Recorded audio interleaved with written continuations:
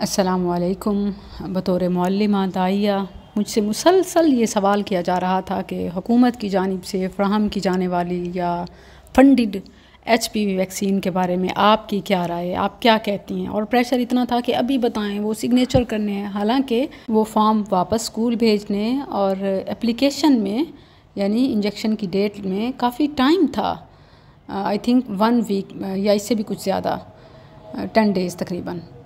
تو بہرحال چونکہ وہ اس سوال ذہن میں ہوتا ہے تو وہ اریٹیٹ کر رہا ہوتا ہے، لیکن الحمدللہ میں نے اس حوالے سے کوئی جلد بازی نہیں کی، بلکہ جب سے یہ زیر بحث آیا میں نے مکمل تحقیق اور بار بار ہر لحاظ سے جائزہ لینے کے بعد رائے اپلوڈ کی، اور خود بھی نہیں کی چونکہ میں عربک حافظہ، عالمہ، PhD اسکالر، اپنی فیلڈ میں معلومات رکھتی ہوں، تو یہ صرف مذہبی نہیں بلکہ ایک طبی بھی معاملہ تھا، تو طبی ماہرین سے یعنی میڈیکل سے کنسلٹ لینا ضروری تھا۔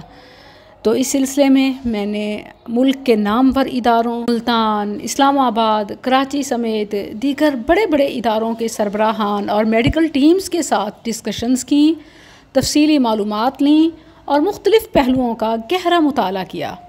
اس کے بعد ایک سینئر میڈیکل پروفیشنل کی رائے کو آپ کے سامنے رکھا، جو ہماری اعتماد یافتہ اور جن کو میں ریکمینڈ کر سکتی تھی، بجائے اس کے کہ توجہ اور تحمل سے سنا جاتا، یا شاید میں سمجھتی ہوں کہ کچھ لینگویج بیریئر بھی، کہ انہوں نے کچھ انگلش ورڈز یا ٹرمز یوز کی جس کی وجہ سے وہ جواب کلیئر نہ ہو سکا یا سمجھنے میں فرق رہا۔ تو میں نے سوچا کہ میں اپنی آڈینس کے لیے اس اہم ترین ایشو پر بات کروں۔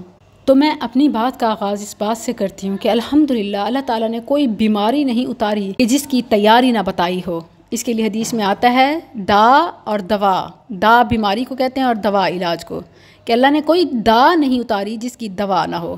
جب بندہ اس دوا تک پہنچتا ہے تو دا دور ہو جاتی ہے۔ یہ تو حدیث مبارکہ ہے۔ اب آئیے ویکسین کی طرف۔ ویکسین کیا ہوتی ہے؟ یہ حفاظتی اقدامات ہوتے ہیں، بیمار ہونے سے پہلے احتیاط۔ اس پر سب سے پہلا اعتراض یہ آتا ہے کہ یہ بل گیٹس پاکستانیوں پر اتنا مہربان کیوں؟ فری ویکسین کیسے؟ فلسطین کو تو ایک پیناڈول، پین کلر تک یا پانی اور روٹی تک نہیں پہنچانے دیتے، دینا تو دور کی بات ہے۔ جواب تو اس کا بڑا سادہ ہے، اور ایک نہیں کئی ہیں، کہ یہ ادارے پاکستان کو ویکسین اس لیے دیتے ہیں کیونکہ ان کے اپنے مفادات ہوتے ہیں، اور وہ مفادات خود کو محفوظ رکھنا ہوتا ہے، اور دیتے بھی ان ممالک کو ہیں جن کے ساتھ ان کے یا ان کے اپنوں کے کوئی وار میٹرز نہ چل رہے ہوں۔ اب ظاہر ہے فلسطین کے ساتھ جنگ ہے تو وہ تو ان کی ترجیحات میں ہی نہیں ہے، اور باقی انسان ان کی چوائس اور ان کی پریورٹی نہیں بلکہ مجبوری ہیں، کیونکہ اپنی سیفٹی کے لیے انہیں ساری انسانیت کو ویکسین لگانی پڑتی ہے، وگرنہ یہ بیماری پھیلنے والی ہوتی ہے۔ اکثر ایسے افراد یا اداروں کا کوئی دین ایمان نہیں ہوتا، ان کا مذہب سے کوئی سروکار نہیں ہوتا، ان کو اپنی دولت کو بس لگانا ہوتا ہے۔ وہاں کی حکومتیں، ادارے اجازت دے سکتے ہیں، وہاں یہ بھیجتے ہیں۔ تو سب سے پہلی بات یہ ہے کہ یہ کوئی زور زبردستی نہیں ہے۔ دیکھیں، شریعت بھی اور ملکی قانون بھی، شرع بھی اور قانون بھی آپ کو یہ حق دیتا ہے کہ آپ اپنی مرضی کا آپشن چوز کریں۔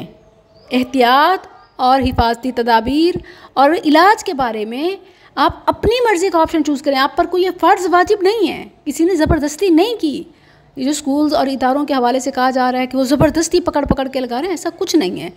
آپ جانتے ہیں میری بیٹی ہبا اسی ایج گروپ کی ہے جنہیں ویکسین ریکمینڈ کی جا رہی ہے، بس یہ ایک ریکمینڈڈ لیٹر آتا ہے، اگر آپ الاؤڈ کرتے ہیں، سگنیچر کرتے ہیں تو لگائیں گے، اگر آپ ناٹ الاؤڈ پہ کلک کرتے ہیں تو نہیں لگائیں گے۔ تو پھر افواہیں یا سازشیں یا پروپیگنڈا یا ایجنڈا کہنا، یہ ایک انتشار پھیلانے والی بات ہے، اور بلا بنیاد یا بلا تحقیق کے یہ تک کہہ دینا کہ اس سے بانجھ پن ہوتا ہے، یا یہ الٹا کینسر کو انجیکٹ کیا جا رہا ہے، پھیلایا جا رہا ہے۔ کووڈ کا حوالہ کہ جیسے اس کے بعد لوگ اپنی جنس بھول جاتے ہیں، تو ایسا کچھ نہیں ہے۔ آپ نے تحقیق کی، آپ کے پاس کوئی میڈیکل پروف ہے، کوئی ایویڈنس ہے، کوئی ریسرچ ہے۔ افسوس کہ ہم نہ تو کام کرنے والوں میں ہیں اور نہ ہی کرنے دینے والوں میں ہیں۔ سچ بات ہے، افسوس ہوتا ہے۔ مطلب جو اعتراض کرنے والے ہیں نا، انہیں چاہیے کہ وہ اس فیلڈ میں آئیں، اپنی عمریں لگائیں، انویسٹمنٹ کریں، اپنی دولتوں کے انبار کھولیں۔ پہلے تو دولت ہو، دولت کمائیں، دولتوں کے انبار کھولیں، اور پھر اس پر کام کریں، اور واقعی اسلام اور مسلمانوں کے فائدے کے لیے کام کریں۔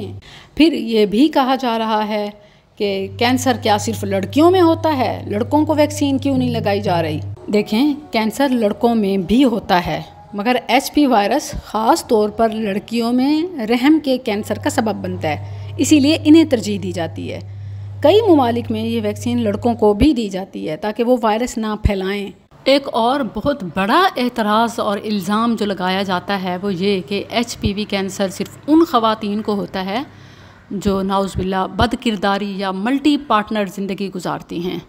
تو پہلی بات، یہ صرف بد کرداری سے نہیں پھیلتا۔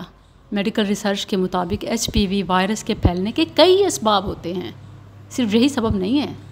یہ ایون بعض اوقات شادی کے بعد بھی شریک حیات سے اور اسے کسی اور سورس سے، کسی انفیکشن سے، کسی آلات جراحی کے ذریعے سے، کسی میڈیکل پروسیجر سے یا لاپرواہی سے کسی کو لگاؤ تو ایون بیوی کو اپنے خاوند سے بھی لگ سکتا ہے یا ماں سے بچے میں منتقل بھی ہو سکتا ہے۔ تو اس کی صرف یہی وجہ نہیں ہے، اور یہاں تک کہ بعض ڈاکٹرز کو، میڈیکل آفیسرز کو پیشنٹ ڈیل کرتے ہوئے بھی لگ جاتا ہے۔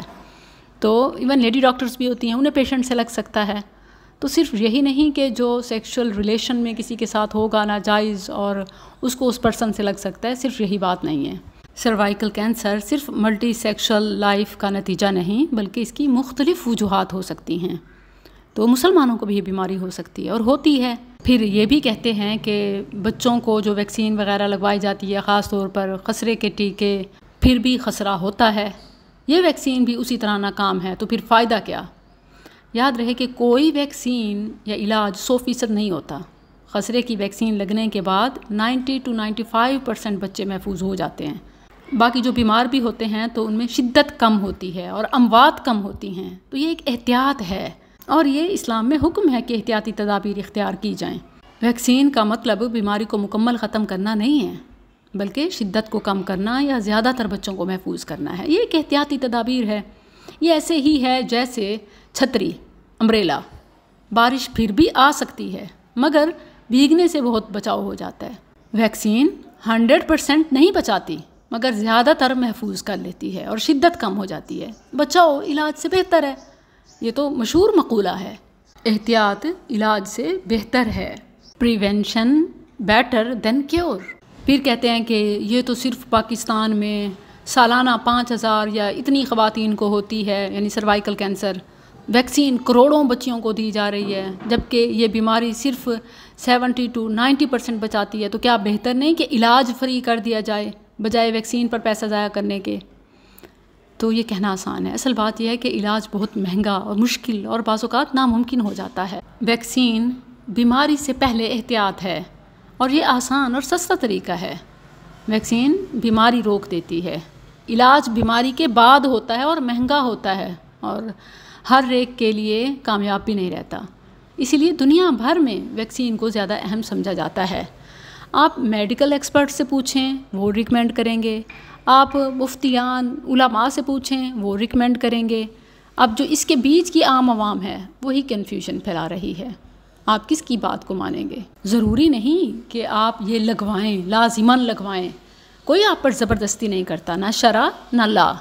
ہاں البتہ آپ کو خود یہ فیصلہ کرنا ہے، پھر جو بہتر لگے اس پر عمل پیرا ہونا ہے اور بدگمانی پھیلانے سے بچنا ہے، جبکہ علم اور تحقیق کا دروازہ ہمیشہ کھلا رکھنا ہے۔ جزاکم اللہ۔